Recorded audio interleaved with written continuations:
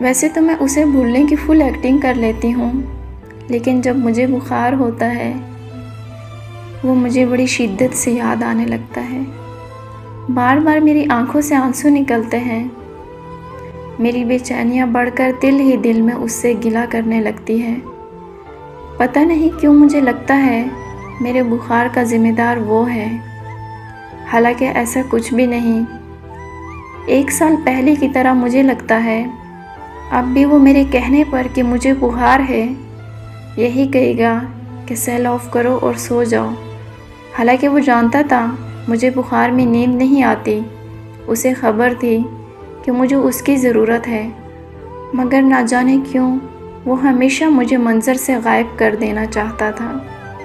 وہ یہ بھی جانتا تھا کہ بخار میں میرا دل ننھے بچے کی طرح ہو جاتا ہے۔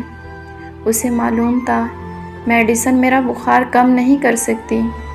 مجھے تو ان کی باتوں کی سیرپ چاہیے ہوتے تھے، لیکن وہ میری فیلنگز کو نہیں سمجھتا تھا، یا شاید سمجھنا نہیں چاہتا تھا۔ وہ ہمیشہ میرے زخموں کی وجہ بنا رہا۔ اس نے کبھی یہ نہیں چاہا کہ وہ میرے زخم پر مرہم رکھے۔ ابھی بھی بخار میں جھلستے وجود کے اندر دھڑکتا دل اس بے دردی کی طرف ہمکنے کی جان توڑ کوشش کر رہا ہے۔ میں چاہتی ہوں کہ وہ مجھے سنے، میں چاہتی ہوں کہ میں اسے سنوں، لیکن مجھے لگتا ہے آج بھی مجھے اپنے دل پر پیر رکھ کر اپنی سسکیاں اپنے لبوں تلے دبانی پڑیں گی۔ لوگ اپنی فیلنگز چھپا لیتے ہیں، لیکن میں نہیں چھپا پاتی۔ میرا دل پھٹنے لگتا ہے۔ میں ایسی باتیں لکھنا نہیں چاہتی، مگر میں رک نہیں پاتی۔ میں بے بس ہوں، ہر گھڑی بولتی رہتی ہوں، کتنی خاموش ہوں میں اندر سے۔